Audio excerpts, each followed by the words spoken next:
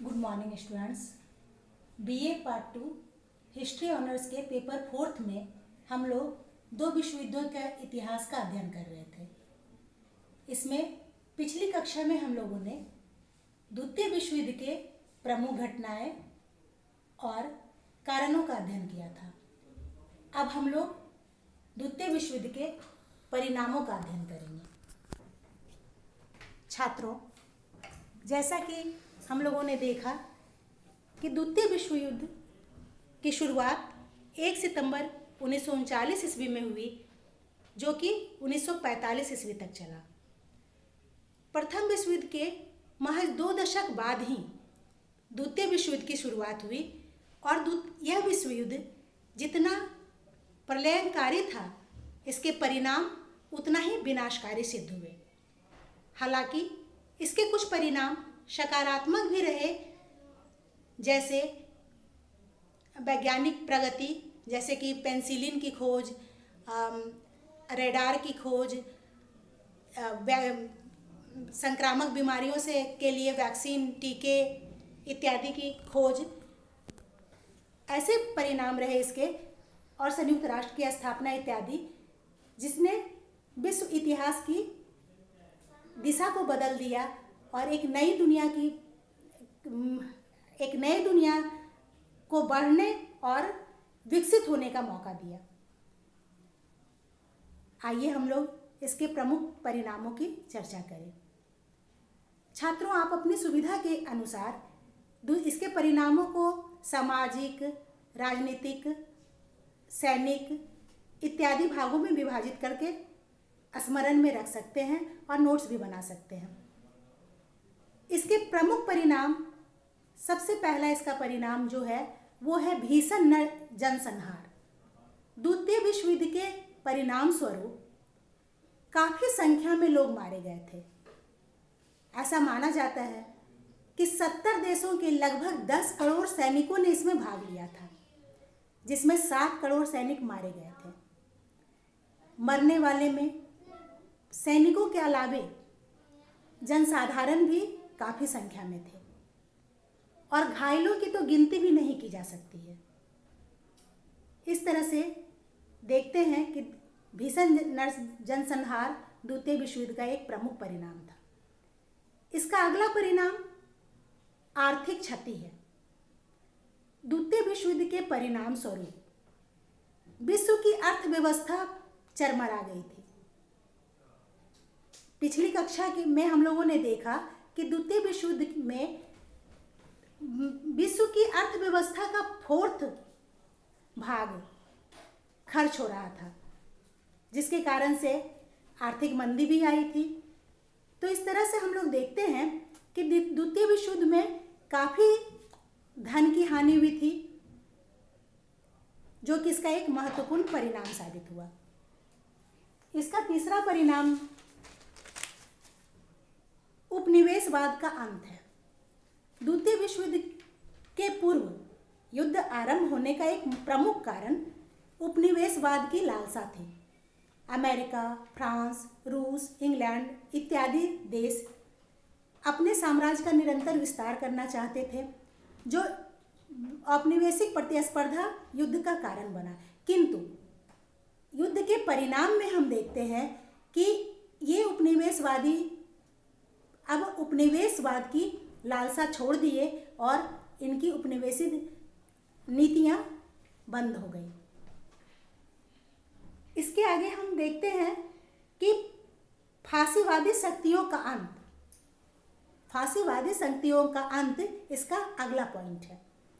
द्वितीय विश्व युद्ध के परिणाम स्वरूप हिटलर, मुसोलिनी इत्यादि की लोकप्रियता कम गई, उन लोगों का ह्रास हो गया।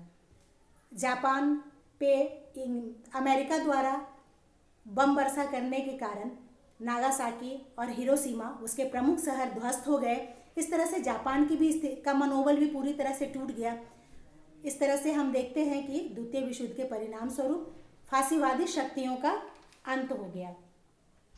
अमेरिका और सोवियत रूस की शक्ति में वृद्धि, इसका अगला पॉइंट है। द्वितीय विश्व युद्ध के परिणाम स्वरूप अमेरिका और सोवियत रूस एक प्रमुख शक्तिशाली देश बनकर उभरा।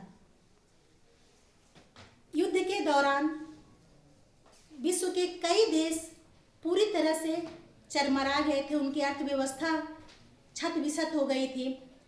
ऐसी स्थिति में अमेरिका ने टू मैन घोषणा के द्वारा उन्हें आर्थिक मदद देने की घोषणा किया। साथ ही मार्शल प्लान के द्वारा उन क्षतिग्रस्त जिन देशों की अर्थव्यवस्था क्षतिग्रस्त हो गई थी उन्हें आर्थिक मदद किया। कृषि स्थापित करने में, उद्योग धंधे स्थापित करने में उन्होंने मदद किया। इससे विश्व पटल पे अमेरिका का फॉलोअर ज़्यादा बनने लगे और विश्व पटल पे अमेरिका एक प्रभुत्वशाली देश बनकर उभरा। कुछ ऐसी ही स्थिति रूस की भी रही। इसका अगला पॉइंट है इंग्लैंड के प्रभुत्व में कमी। द्वितीय विश्व युद्ध के पूर्व इंग्लैंड विश्व का एक प्रमुख और सबसे शक्तिशाली उपनिवेशिक राज्य था। इसका उपनिवेश सबसे ज़्यादा, विश्व में सबसे ज़्यादा उपनिवेश इंग्लैंड का था। किंतु द्वितीय विश्व युद्ध के परिणाम स्वरूप इंग्लैंड की असली छवि, जो नृशंस और शोषणकारी छवि विश्व के सामने आ गई। दूसरी ओर इंग्लैंड आर्थिक और सामरिक दृष्टिकोण से भी कमजोर हो गया था, जिसके कारण से इसे अपने उपनिवेशों पे कब्जा कर पाना या उसे आधिपत्य में रख पाना मुश्किल था। ये कारण थे कि इंग्लैंड के प्रभुत्व में कमी आई।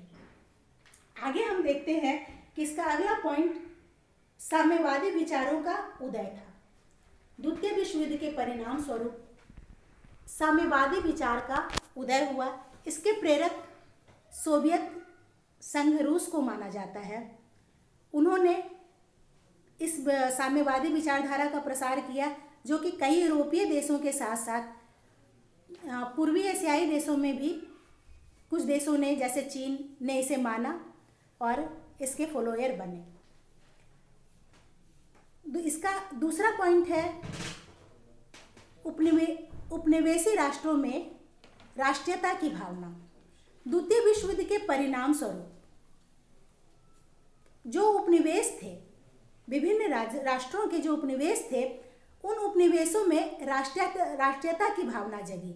जैसे यदि भारत की बात करें तो भारत में भी उस दौरान स्वतंत्रता आंदोलन बहुत तीव्र गति ले लिया और 1947 ईस्वी में भारत आज़ाद भी हुआ।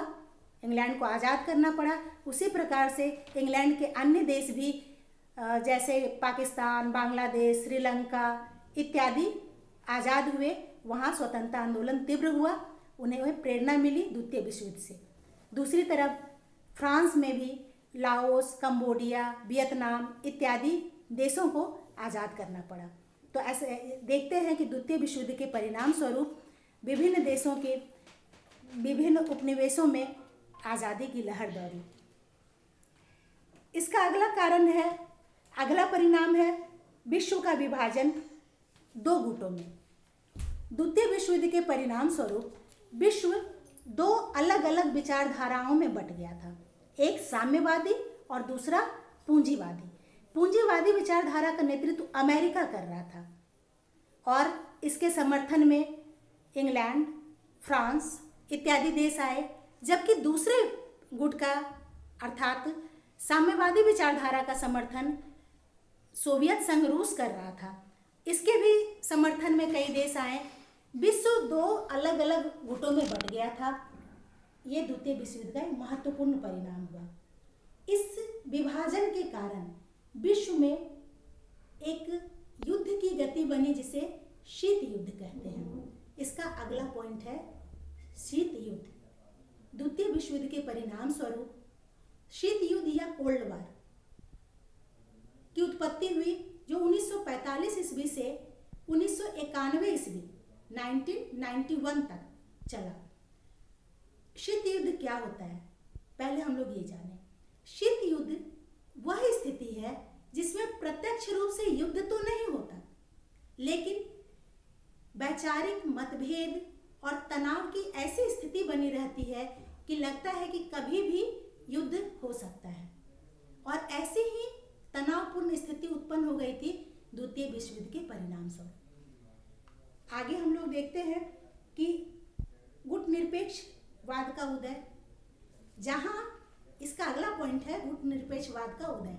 छात्रों, जहां हम लोग ये देख रहे हैं कि विश्व दो भागों में बट गया है, साम्यवादी और पूंजीवादी, वहीं एक तीसरी शक्ति का भी उदय होता है, तीसरी विचारधारा का उदय होता है, जिसे कहते हैं गुटनिरपेक्षवादी विचारधारा। गुटनिरपेक्ष विचारधारा का मतलब होता है ये ऐसे विचारधारा होती है जो किसी दल विशेष का, किसी गुट विशेष का समर्थन नहीं करती। यह ना पूंजीवादी गुट में शामिल है ना साम्यवादी गुट में। जैसे भारत उस समय एक तीसरी शक्ति बनकर उभरी जो कि किसी दल विशेष का समर्थन नहीं करती, यह स्वतंत्र विचार रखती है। ये एक इसका महत्वपूर्ण परिणाम था। आगे हम लोग देखें कि जर्मनी का विघटन, इसका अगला पॉइंट है। द्वितीय विश्व युद्ध के परिणाम स्वरूप जर्मनी को पूरी तरह से विघटित कर दिया गया था। जर्मनी दो भागों में बांट दिया गया था, पूर्वी जर्मनी और पश्चिमी जर्मनी, और इस विभाजन के लिए बर्लिन की दीवार लगा दी गई थी। पूर्वी जर्मनी को पर सोवियत संघ का प्रभुत्व था, जबकि पश्चिमी जर्मनी फ्रांस, रूस, अमेरिका आदि देशों के कब्जे में दे दिया गया था। इस तरह से जर्मनी का विघटन इसका एक महत्वपूर्ण परिणाम है। हालांकि वर्तमान समय में बर्लिन की दीवार टूट गई है और जर्मनी का एकीकरण हो गया है। आगे हम लोग देखें कि वैज्ञानिक प्रगति, द्वितीय विश्व युद्ध का एक महत्वपूर्ण परिणाम और सकारात्मक परिणाम वैज्ञानिक प्रगति के रूप में देखते हैं। हालांकि वैज्ञानिक प्रगति भी कुछ विनाशकारी प्रगति थी, जबकि कुछ वैज्ञानिक आविष्कार जो थे वो संगठनकारी थे, सृजनात्मक थे। जैसे रबड़ का आविष्कार, पेंसिलिन की बहुतायत मात्रा में अमेरिका बहुतायत मात्रा में पेंसिलिन बनाना शुरू कर दिए। युद्ध के बाद काफ़ी तेजी से महामारी फैली, उसके इलाज के लिए वैक्सीन और दवाइयाँ बनाई गई जो कि हमारे लिए आज भी वरदान साबित हो रही है। इसी तरीके से जेट विमान, बम वर्षक विमान और परमाणु बम, रेडार इत्यादि का भी खोज किया गया। ये वैज्ञानिक प्रगति जो है हालांकि विध्वंसकारी है, लेकिन ये द्वितीय विश्व युद्ध के परिणाम स्वरूप ये भी चर्चे में आई। इसका अगला पॉइंट है संयुक्त राष्ट्र संघ की स्थापना। संयुक्त राष्ट्र संघ की स्थापना द्वितीय विश्व युद्ध का एक महत्वपूर्ण परिणामों में से है। द्वितीय विश्व युद्ध की जब समाप्ति 1945 ईस्वी में हुई तो विश्व के विभिन्न देशों ने यह निश्चय किया कि कोई ऐसी बड़ी संगठन या शक्ति होनी चाहिए जो आगामी इस तरह के बड़े युद्धों को रोके। इसी उद्देश्य से 1945 ईस्वी में संयुक्त राष्ट्र संघ की स्थापना की गई। इसका उद्देश्य विश्व में शांति व्यवस्था को स्थापित करना, साथ ही साथ जो आर्थिक स्थिति जिन देशों की क्षतिग्रस्त हो गई है उसमें एक अर्थव्यवस्था स्थापित करना, और जो राष्ट्र क्षतिग्रस्त है उन्हें एक संरक्षण प्रदान करना इसका उद्देश्य था। और यह संयुक्त राष्ट्र संघ अपने उद्देश्य में के लिए प्रयासरत है और आज भी इसका बहुत अच्छा परिणाम देखा जा रहा है। संयुक्त राष्ट्र संघ आज भी अपने उद्देश्यों की प्राप्ति के लिए प्रयत्नशील है।